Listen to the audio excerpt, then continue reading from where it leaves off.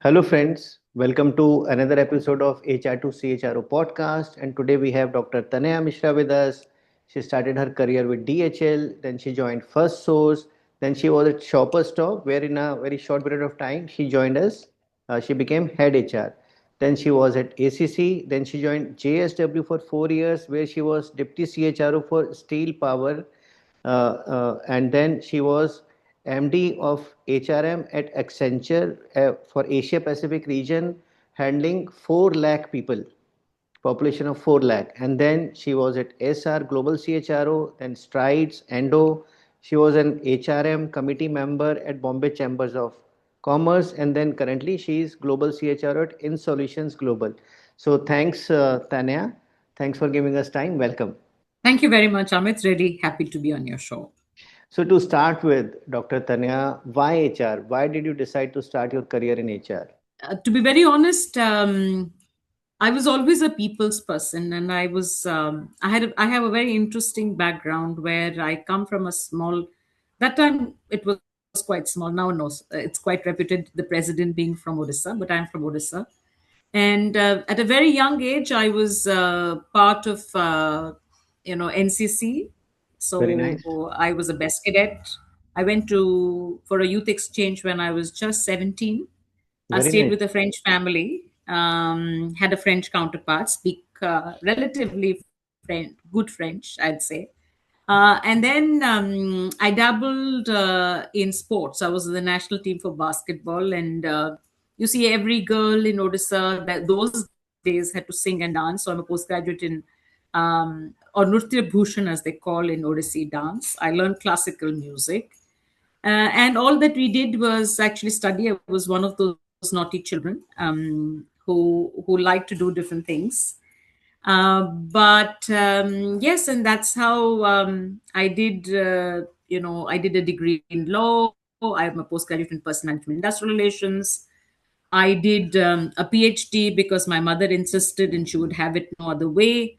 And I continued doing more and more certifications, and I continue to do so. So the latest one being I just got my DIN, which is the director identification number, to be on the board of companies. Very nice. Very nice. So I mean, you can be described in so many different ways. You are a sports person, a national level player. You are a dancer. You have been an NCC, which is again such a in-depth thing. And then you are a postgraduate. So what is one word to describe you? Vivacious, multifaceted, I guess. Sort of all this, so law, personal, why did you decide to do, why did you decide, you could have gone anywhere, but why HR? Why did you choose HR? Like you said, you are a people's person. So your NCC and your inter exchange program, and so is that the reason, because you like interacting with people? Yes, so there are lots of things, So when I told you all of these, I said because look, you have to be agile. So you have, if you're a dancer, you're always agile. Yeah. You have to sing different tunes as a musician. So you play different roles as a human resources person. You have to be constantly learning because every organization is different. So you Correct. you have to learn. You have to be vivacious and learn the landscape. So which I did in NCC because you were doing different things. You were doing Correct. rock climbing, parasailing, RDC camps, and there are 5 phases. You met people, some not so nice people, and you had to navigate through the labyrinth. So in that sense, all of this, if you look at an HR person, the role is very, very dynamic. Correct. It's just not sitting in one side and saying, oh, I'm just supposed to do some policies and whatever.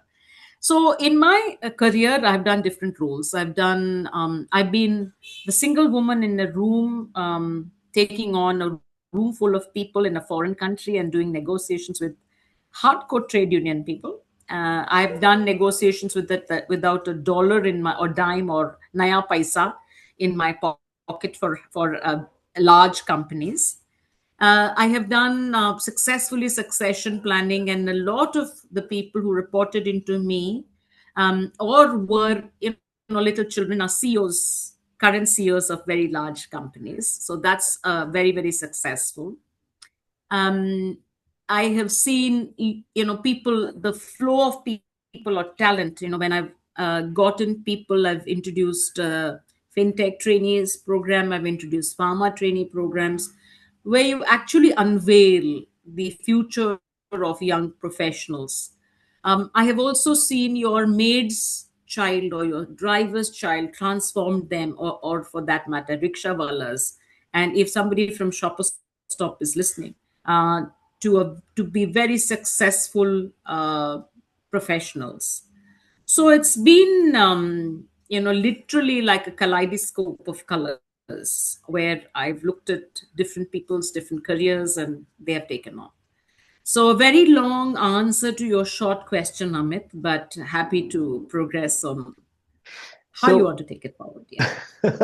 so what would you suggest? So I mean, not only HR professionals, any young professional, uh, is it easier for them in case they dabble in lots of things during their earlier years before they join a career? I mean, trying their hands into different things. Does it make a better, I'm sure makes anyone a better human being, but does it also ground a person to have a better corporate life? Does it help? 100%, Amit, because you're trying on different pieces, you are trying on different roles, you're trying on, because what happens is you really don't know what you're going to be successful at, because your temperament is very different, your value system is very different, people around are different. So it makes sense to be able to understand that what you thought you would do and you actually really do are two different things. Today, of course, Gen Z is very, very focused. I mean, I have twin boys and both of them working. One works for Mercedes, one works for L&T. But I see them very, very focused in what it is that they're doing. But some things come your way. You should, as a young professional, pick up every opportunity that's coming. If you think that life's going to be easy and you're going to get everything on a platter, that's not how it is. People might say that, I'm in a very exalted position, but it's not been easy. And throughout your career, there are going to be ups and downs. You've got to understand there will be times when, you probably are at your lowest, and there are probably times when your role gets redundant. There are times when you are talking to people or you are being pushed around for issues which are not yours.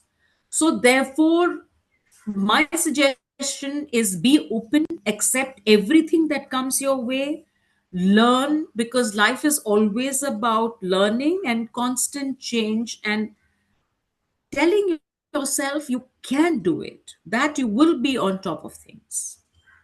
Very nice, Tanaya. So, see your grounding of taking up challenging tasks, challenging yourself, and then in your career, handling situations where you are the only lady in the room, negotiating with the trade unions, negotiating with, foreign people. So that grounding, that handling challenges, that helped you in handling those challenges later on. Yes. True. All right. So see, when you started your career in the third job that you had, Shopper Stop, you reached a level of head HR, which is relatively, by God's grace, it has been a faster journey than it takes. Then No, I was a CHRO way back. I became a CHRO when I was not even 30. very nice. So Yes. what has been your secret of success? What are those few to our young listeners? What are those few key ingredients which a person should be focused on when he or she starts his or her career journey? The secret sauce is you have to be adaptable, you have to adopt to the place, you have to be very agile or nimble to understand the ways that the organization is going. You have to be able to proactively understand an issue which is coming your way. When there are problems and issues that are coming your way, do not shirk it away. Try to break that big problem into small parts and tackle each of those small parts. You will be able to solve most of them. Sometimes, you think that it's huge and you get overwhelmed, but that's not how it is. Situations have this funny habit of working themselves out. If I would have thought that, oh, I'm in Bangladesh and this is this, these unions and I'm the only lady, and oh, I have been surrounded by unions. In fact, they did a morcha, right? When I was there, and Mocha they against kind of, you. yes, which was against the organization and Okay. me, because I was representing the organization. But you have to be constant. You have to think on your feet. And they had done a human chain. Okay, I was busy. That said, they had a big charter of demand, and they had done a memorandum of understanding with the organization, and they were making very, very unrealistic demands. And they had formed a human chain, and I was informed. I was sitting and working. So I just went out, and I don't know what I should do at that point in time, but I decided to climb up on the largest table and stand and talk to everybody, which I would have never really imagined. But I wouldn't do it under normal circumstances. And then I said three cheers for the organization. And I said, listen, you are as much an employee as I am. This is our organization. We need to sit and have a conversation which is doable, right? You have to come halfway, and the organization has to come halfway. Please understand, I cannot say a yes or no because I do not have the authority to do so. Just you are an employee, so am I. So allow me time to go back and represent you, instead of trying to say not with such nice things about you, right? So those are some of the situations which you have to take it at that moment.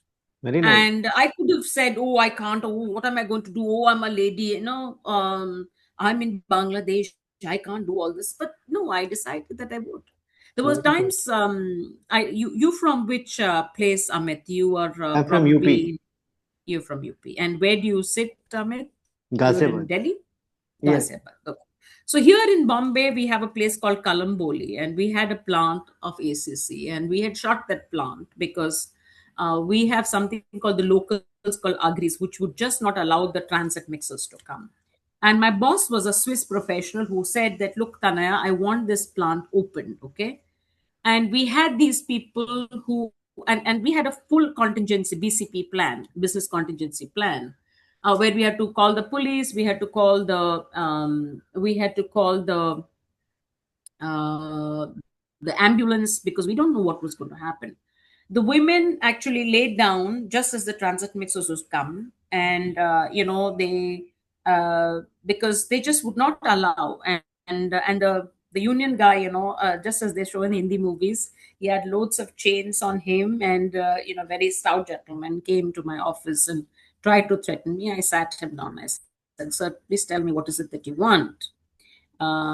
Because look, I represent the company. There's nothing in my hand. If you're going to try and kill me or whatever, it's not going to solve your purpose. So he was quite aghast that there was this lady who was talking to him like that. So he told my admin head, he said, my goodness, you have some kind of a CHRO. So yes, I mean, I've had very tough situations, but it's okay. I Very mean, powerful. Very powerful, Tanaya. See, I find it very intriguing that don't get overwhelmed by an issue and break it down into small parts. So, would you like to share a small example, a short example on this also, Tanaya? No, I just told you. So uh, there was an instance where the unions had in Bangalore. Okay, they were sitting outside. So this was Karnataka Rakshana Vedike and INTUC, and they had actually surrounded the plant, and they were refusing to open the plant. Right, so we had a lot of losses.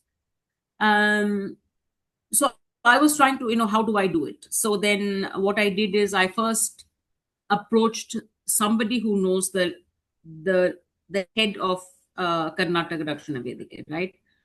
Through them, I approached a lawyer, found out common grounds for negotiation, sent my COO because my CEO would not have me there.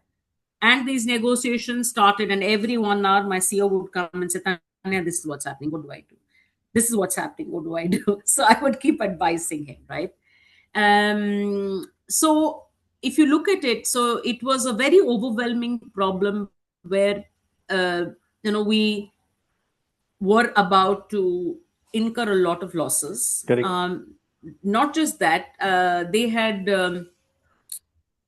started pelting the office with stones. So overnight, we decided, we spoke to our Chennai plant. Overnight, we ensured that everything from Bangalore moved into Chennai, which is all the office files and everything that we could. We just moved them. We ensured safety of our plant head. We got in armed guards to protect him, which is very unheard of. And then I planned all of this. So if I see it hindsight, I didn't know I did myself. I did. Of course, you have to find people who help you always. So it's not such a bad world. People do help you, and um, you have to understand that there are people willing to help you, provided you are willing to open your arms and get that help. Very powerful. See, it's almost like This I'm so much impressed, Tanaya. So you have, before even you started your career, your job, you did so many things. Then so many interesting experiences. Have you ever thought about writing a book of all these instances?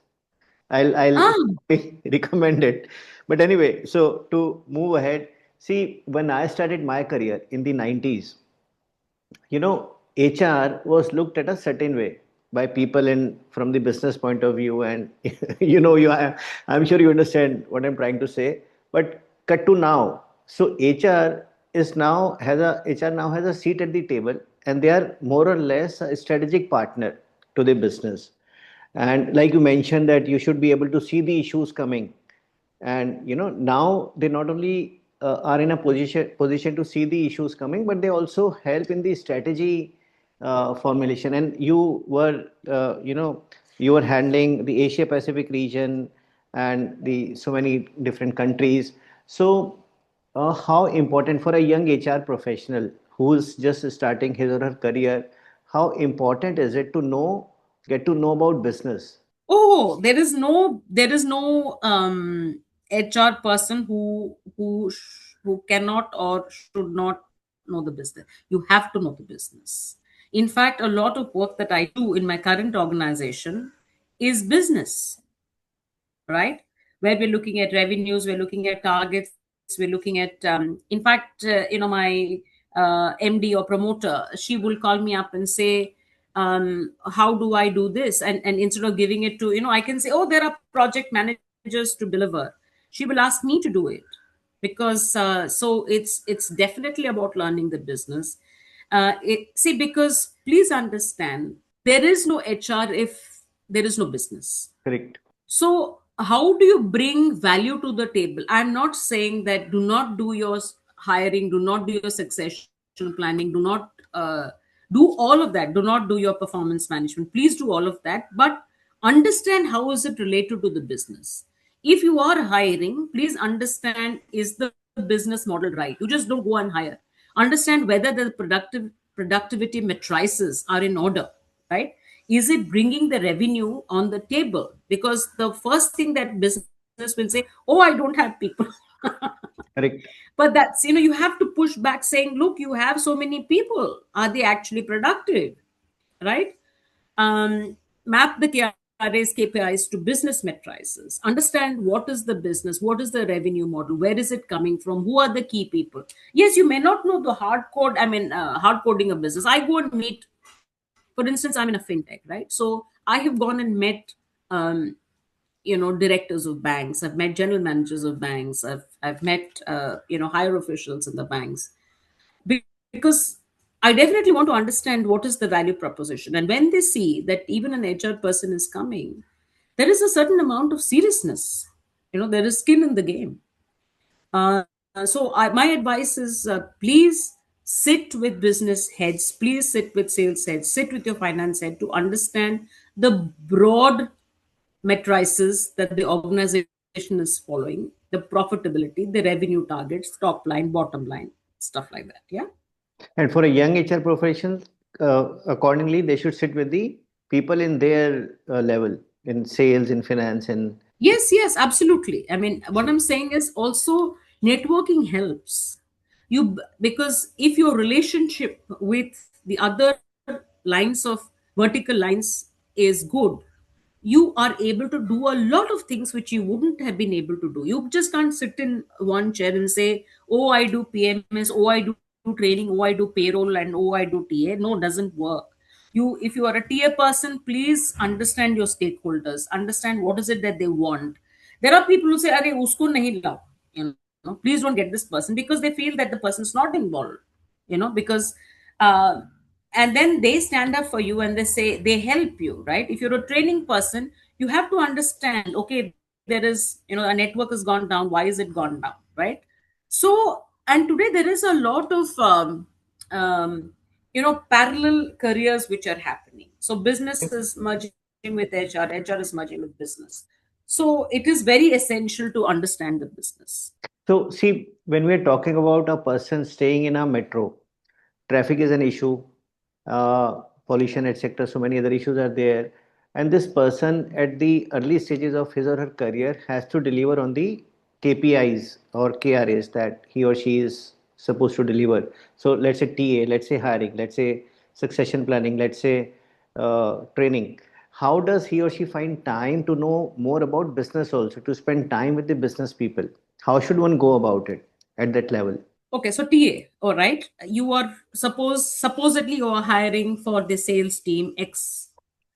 So sit with the sales head, try to understand what is the matrices, what is the revenue that's got in, what if this role comes in, how is it going to help him, how is he or she going to deliver, why is this position critical, how is this related to the entire gamut of the way that the organization is functioning. Okay, for instance, if you are doing a finance position, so receivables, account receivables, so what is it that this role is doing, and then understand pieces of the business.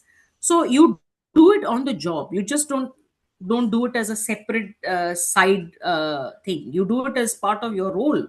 If you are Mhm. part of payroll, you need to understand, okay, so what is this position, what are these positions doing, how do they sync in with each other, so every position is interlinked. So you're not working in a silo anymore. And today most organizations are, after COVID is over, are actually coming to work. Some of course have hybrid, which means that you're doing both work from home as well as coming to office. And of course there are remote roles. For remote roles, that might be a little difficult, but there's always Teams and Zoom, and to kind of catch up. All right, great.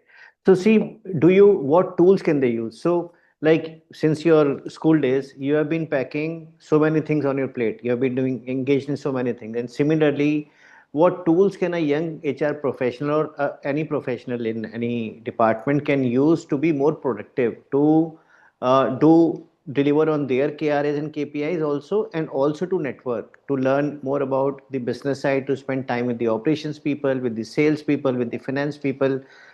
Would you like to suggest any tools or techniques which will help them do it better? See, every generation has something which they need to learn. This generation is all about AIML. Okay, so everybody, you have to understand agentic AI. You have to learn how to build agents.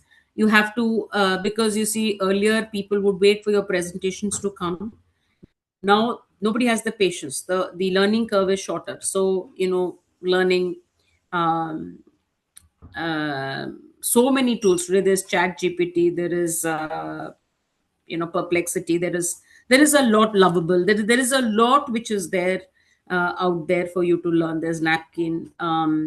So all of these are self learning. Nobody teaches you, so you have to understand the trend of your generation. So tomorrow it's going to be something else, so you have to be agile. Okay, so that's one bit, which is the generation drive, which is the tech drive, right?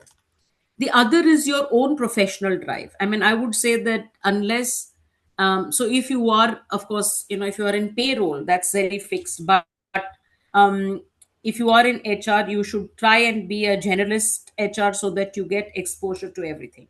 You get TA, you get training, you get succession, OD, so LNOD. So you have a piece which then you can decide where you are wanting to go. So that's one piece. There are, so if you're doing OD, you might want to do Hogan, you might want to do assessment centers and be certified by either Right Management, SHL. There are many, PDI, Conferry, So that's one journey that you need to do. The other thing is being visible, which is the networking piece. If you want to grow in your organization, you need to know the right people. If you want to know outside of the organization, then obviously you need to be part of LinkedIn and other groups. But believe you me, it's all about connectivity and understanding and relationships that you build that help So can how both could a inside and outside the organization. very powerful, Tanaya. So how should a person plan his or her career? Should they, the first 2 years, they should focus more on becoming a generalist so that they have some knowledge about all departments in HR, and then they should try to specialize in one or two. Can there be a method to the madness? How can they plan their career? So there is no see different strokes for different folks. So this is not really a recipe that one has to follow. But what I find is if you want to aim to be the head of HR and you feel that you have the potential, then I think you need to ensure that you have a rounded personality. You need to know different domains, and you need to understand. You play the role of an HRBP to be able to know everything. If, however, you want to be a specialist, so like payroll people, they don't ever change. But that is, you can only grow to be the head of comp and ben and not beyond. So if you're not very ambitious, then maybe that's how you take it. TA people, so people who are they can, because a lot of people from headhunting companies come and join corporates and vice versa. So it's um, so one has to understand what kind of person you are. So while there is no prescription as such, but yes. I understand. So, would you suggest that a person should do spend some time in self-assessment? Should they maybe they can take some of these tests, psychometric tests to understand their personality, and maybe then they should do some spend some time in goal setting, which will help them achieve their potential. Is that the way? You can see a lot of people. So I think there are different methods here. So you could have a mentor, and the mentor Very could nice. be somebody that who has worked with you or outside the organization, or somebody that who can actually be your mentor. You can also have a coach, who, and the difference between mentoring and coaching is that mentoring is more prescriptive, coaching is more about holding the mirror for the person to understand where they want to go. So mentoring, coaching is one piece.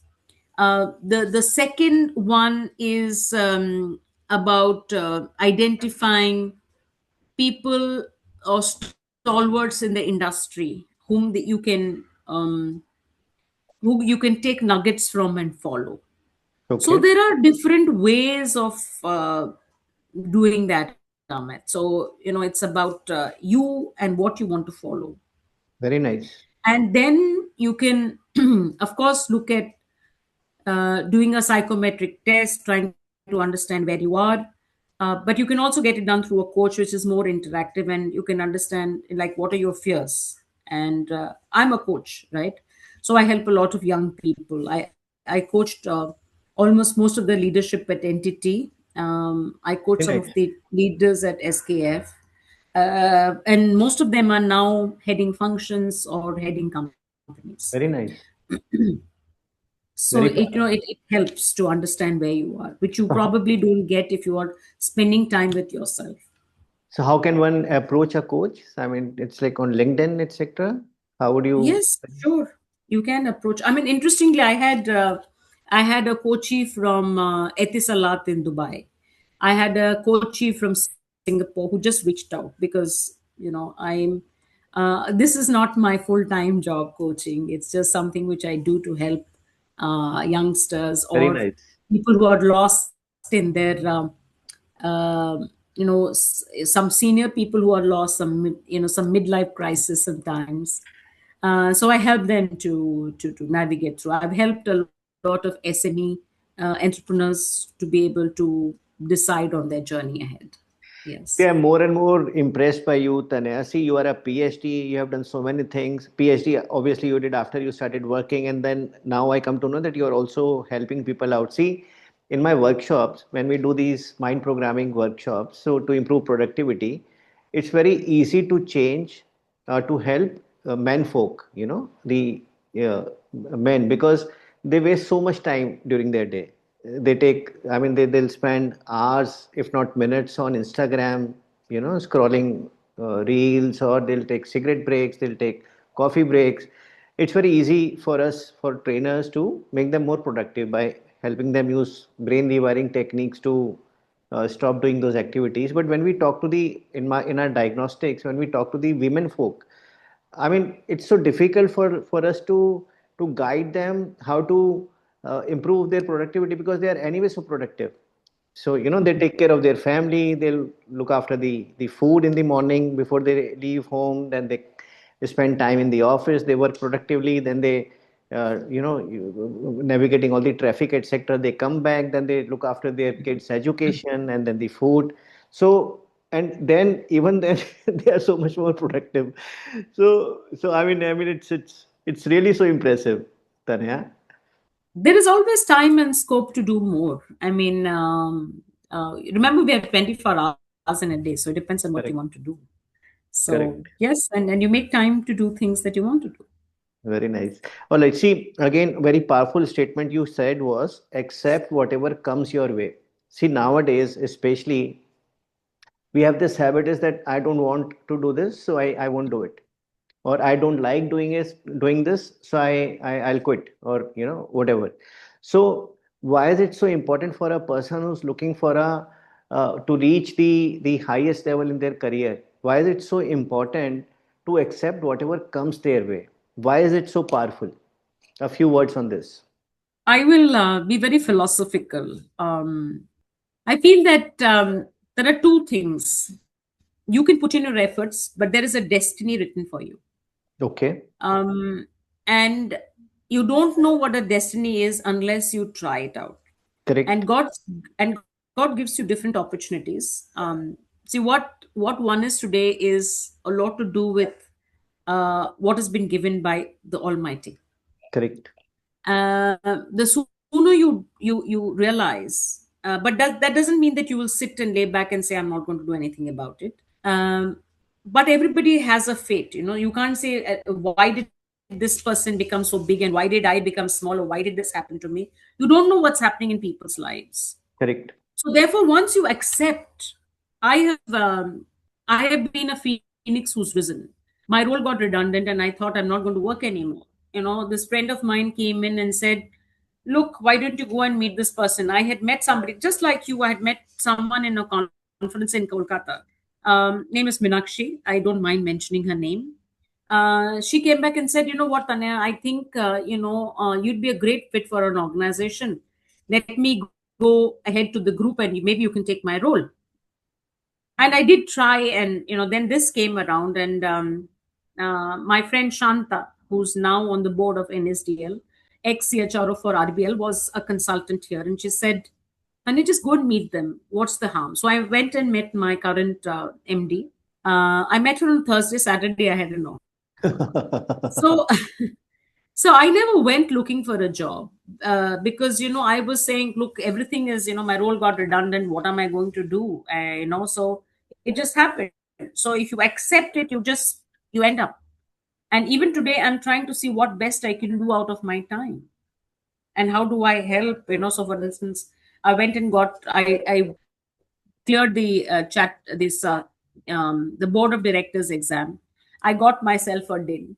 So you have to constantly be proactive and see what is it that is coming your way, because there will be opportunities if you have to be prepared to take those opportunities. Correct. So I would not say that life is a full stop after say, oh, I'm 60, so what do I do next? No, there are enough and more opportunities. It's about what you want to do with it. Very powerful, Tanya. See, right now, I mean, there is a change in the fabric of the social culture. So I grew up in a joint family, and where there would be whenever there would be any problem, I could go and discuss with any of the aunts or the uncles in the joint family, and would sleep peacefully at night. Nowadays, in nuclear families, single child, it has become very difficult for example, for kids, because both the parents are working, to know what to do in certain situations, like you just mentioned. So I have instances when I do these sometimes these sessions on meditation, etc. So people coming and telling me that they received a negative feedback from their boss, and now they have quit their job, or they are demotivated, or some similar thing. So how to cope? What would be your message? How they can cope these kind of situations? The young generation. Uh, so one is to practice mindfulness, Mhm. to practice meditation, to spend time with yourself, follow hobbies, and those hobbies could be anything. It could be cricket, it could be um, watching movies, it could be singing, it could be something that some sport. You need to vent out, because every day is not going to be a perfect day. There are going to be challenges, right? So learn to vent out, and then learn to speak to somebody that you can confide in. It could be a friend, it could be a mom, it could be a coach, it could be a mentor, it could be somebody in office. But find your buddy in life, and then it's very easy, because you Very do powerful. have somebody. So otherwise you'll feel very isolated. Things which are probably not so heavy, because look, that problem will has a tendency, things change. But you will just hold on, and you will feel low, and but nobody is there to help you if you don't seek help yourself. Correct. So very essential to two things: to find someone to that you're open with and can be coached or mentored by, and two is follow your passion. Perfect. See, we also talked about adaptability. It is very important for people to be adaptable, not only in HR, in any department. And now with COVID, with constant disruptions, AI, so many jobs getting redundant. Why is it so important to be adaptable? We have already spoken about it. But how can they be proactive? How can a person be proactive to be adaptable? Okay, so one is learning new skills. Correct. Okay, so if you learn new skills, you can use those skills in a different, for instance, I never thought that I would try, for a board position, but I just said, well, let me be prepared, right? um, I also have a degree in law, so that I could go and do be a lawyer at some point in time. Okay, I practice industrial relations not because it just came my way. I could be a consultant somewhere. So what I'm saying is, learn to have alternate methods. And today it's a world of opportunities, Correct. which was not there during our times. Correct. There is so much to do. I mean, Amit, you yourself are doing something which is very different from being a CHRO. I suggest you speak about it yourself. I mean, you are helping young people, right? That's what your organization does. It's about skill development. So that's so powerful. You are actually helping people to help themselves. So it's all about that, really. Very nice. See, we have talked about adaptability, we have talked about agility, we have talked about understanding the business side of things, we have talked about having a mentor, networking, accepting whatever comes to our way, learning new skills, mindfulness for peace of mind. What else would you like to suggest to young HR professionals or young professionals in any way as the for as important thing which they need to do apart from all this? Important thing is to understand your environment. Very Okay, nice. any organization that you understand will you have to understand the culture of what works and what doesn't work. You have to also understand, I'm sorry for being so blunt, but understand the office politics. Because there will be office politics, there will be cliques, there will be favorites. This is all part of any organization or the environment that you will be subject to. So the sooner you understand, the easier it will be for you to navigate. And if you are easy to navigate, things will be so much easier for you. And also, I told you the power of networking. So if you are well networked, you will be able to play a far influential role for yourself as well as your department and your boss, because you become their representative. Everybody will want you around. So that's extremely important. So I think these are some of the three things which I think is very, very Very important. So powerful. understand the organization, understand the culture, understand the politics, understand the cliques, and understand the part of networking.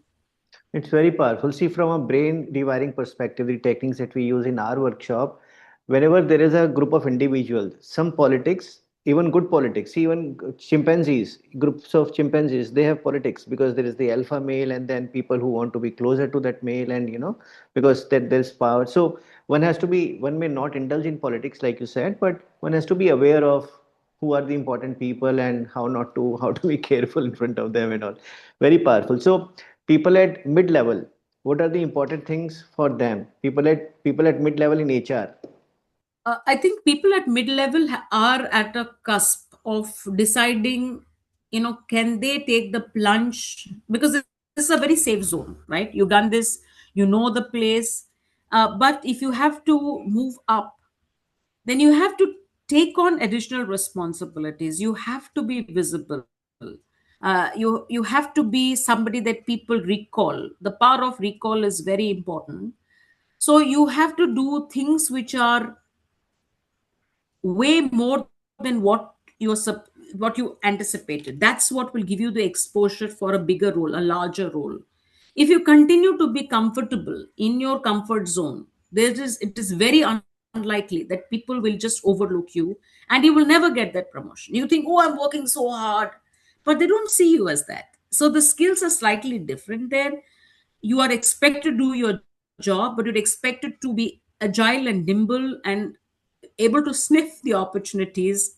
And therefore people will say, okay, I cannot do without this person, I need to retain this person, so I will pay that person, I will try to give a meaty assignment or a secondment or into a different company or a country, or for that matter give a larger role and maybe be part of the succession plan and make the person grow. And like you also mentioned that you also take up small business opportunities, business tasks. Yes. Very Yes. nice. So sniffing the opportunities. Again, this is such a powerful statement. A few words on this, Tanya. Sniffing opportunities, see, because look, there is, like you were talking about the alpha, the chimpanzees and the alpha male. So here also there is a pot of honey somewhere, which is basically the lead roles. So if you're able to work with the leads, then it is so much easier for you to navigate and to be able to be there when opportunities are being given. For instance, if a company is going public, you are there and you show yourself, so you get part of the stocks.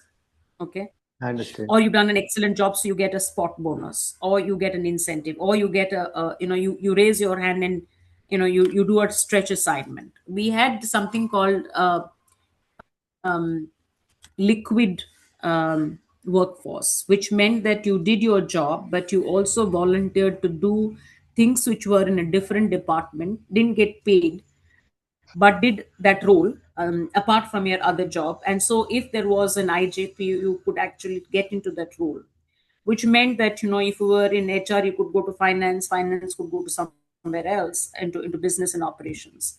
So today, you have HR people who are CEOs of companies, right? Many of Correct. them. Correct. So it's about sniffing those opportunities, like I mentioned, coming back to the statement, because you never know. I mean, you have to look around, and nobody's going to give that to you, so you have to understand where is it coming from. Correct. Very powerful. Again, like you said, that be open to anything which is coming your way. So stretch assignment. See, sometimes people get into that comfort mode and they don't want to get out of it. Like you said, that at mid level, it is important for them to get out of the comfort zone. So, how important or how feasible is it? It may not be feasible every time to take up a stretch assignment. There might be home responsibilities, for example. There might be older parents, or there might be other issues. But uh, at what point of time, or how does one decide that when is one open to take a stretch assignment and be able to do justice for that? Is there any metrics which can be used for that, or how should one go about it? There is no metris, Amit, but I'll give you my own example. I mean, I got this role in JSW as I was supposed to join, I mean, take over as the group CHRO, of course. That was the time when I did not take up the international. This was basically for potential top talent in the company for Olsen, or ACC as it was called. I was supposed to go to Switzerland. I decided to forego the opportunity to get my parents. Uh, but opportunities don't stay all the time, right? So I decided to take this assignment and move to JSW. Although I was very comfortable in ACC, I got along Right. very well. I had stocks, I had wholesome stocks, which were Swiss stocks. Um, but at the back, I had ailing parents. Uh, I had to take care of them in terms of health. I had to sell off the property. I had to make arrangements for them to stay. I had to provide the because that time, you didn't have help, so Correct. finding nurses or ward boys as they were called at that time. So you have to work around this. Unfortunately, your career and your personal are never in sync. They are always in parallel roads, right? Correct. I could have decided that, look, no, I'm comfortable with ACC, and let me take care of parents. I would have never got the JSW opportunity. I would have never got the Accenture opportunity, right? When I decided to quit Accenture to look after my mother, I don't regret the decision, but life has never been the same, right? So those are some of the Trade-offs. options and choices that you make. Very So nice. some choices, you make, and that's absolutely fine. Some you compromise. So you decide what you want to do, but give it deep thought. Very nice. So should one set out some specific time during the week to just think? Like you mentioned that give a deep thought, because otherwise in the daily hullabaloo, it's sometimes difficult to even think. So do you set out some time just to think? How do you think? How do you decide? Typically, our offices are very large, are long distance, right? So you said that you travel long distance. So during that long distance, Okay.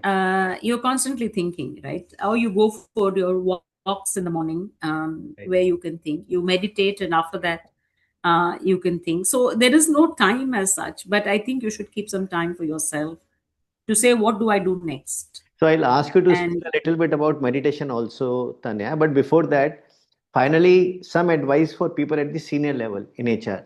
so senior levels, look, these roles will never be there forever. So one has to understand, what do you do next. One gets used, I call it the power of the visiting card. So you are used to being a global CHR or a head of HR or a group CHRO. But please understand that these roles are there for limited periods of time. People respect the chair that you are in, but what you need to do is create respect for yourself. Very nice. Um, and because once you're out of that chair, what matters is what did you do, and what did you leave behind. Some people might want to retire, some people might want to extend, and they might be someone like you, Amit, who decided to do what you're doing, and you're doing it very well.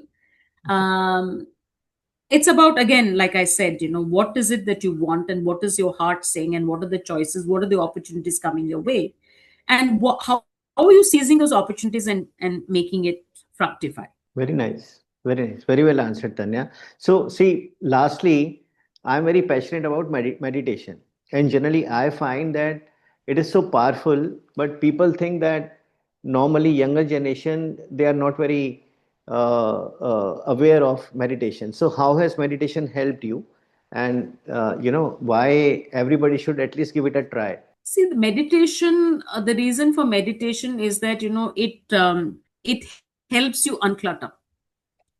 It helps you to be blank. It helps you to concentrate on yourself and your breathing, and to concentrate just in being, where there is no thought of what will I do next. Oh, I'm in this situation, whether excitement or anxiety. It allows you to be just calm. And there is a oneness of the soul with God, or thereof, so the quantum is different for different people, the expression is different, but it helps to give you a lot of clarity in what you want to do. And I think that is very important. Uh, it's really a mirror for yourself. Nobody is telling you, you are your own judge. So that's really what I think it is. And how should one meditate? Time duration? Meditation is very difficult. um, I mean, I would not say necessarily meditate. You can do pranayam, you can do mindfulness, you can just just shut your eyes and just uh, go blank. Meditation as such is not very easy. So even to meditate for 1 minute Is difficult. is very powerful, very different. Thank you. Thank you so much, Tanya. So it has been almost an hour since we started interacting, and there are so many things which we can discuss about, but we have to stay within the limit. So thank you, Dr. Tanya. Thanks for giving us time. Thank you very much, Amit. Really appreciate.